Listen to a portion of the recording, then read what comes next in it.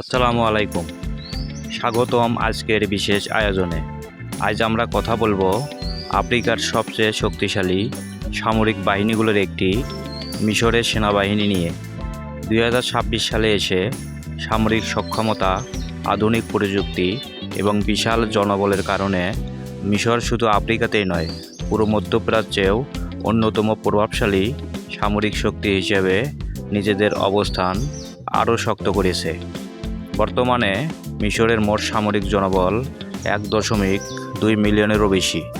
এর মধ্যে সক্রিয় সেনা সদস্য রয়েছে প্রায় 4,38,500 জন। রিজার্ভ সেনা রয়েছে প্রায় 4,79,000 এবং প্যারামিলিটারি সদস্য সংখ্যা প্রায় 3 লাখ।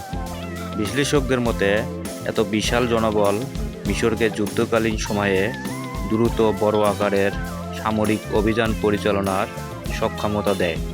বিশেষ করে মধ্যপ্রাচ্যের অস্থিতিশীল রাজনৈতিক পরিস্থিতিতে এই শক্তিশালী সেনাবাহিনী মিশরের নিরাপত্তার জন্য অত্যন্ত গুরুত্বপূর্ণ।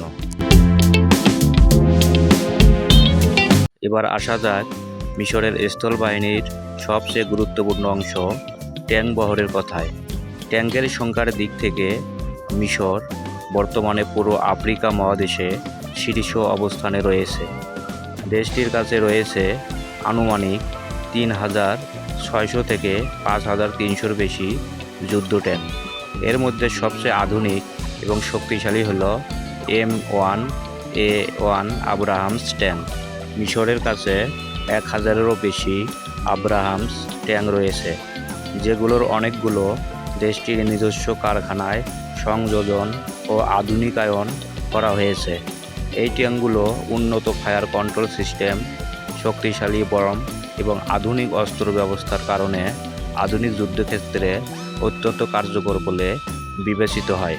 এছাড়াও মিশরের ট্যাঙ্ক বহরে রয়েছে মার্কিন M16 প্যাটন সিরিজের ট্যাঙ্ক, রাশিয়ার তৈরি T-90, T-62 এবং পুরনো হলেও কার্যকর T-54 ও T-55 সিরিজের ট্যাঙ্ক এখনও ব্যবহৃত হচ্ছে।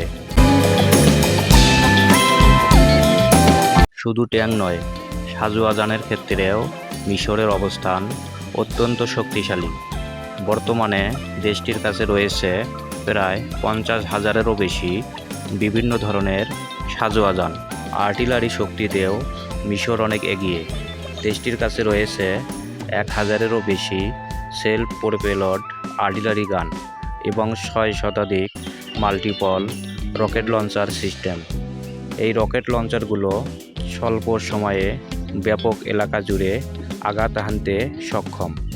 দর্শক, এই ছিল আজকের বিশেষ প্রতিবেদন।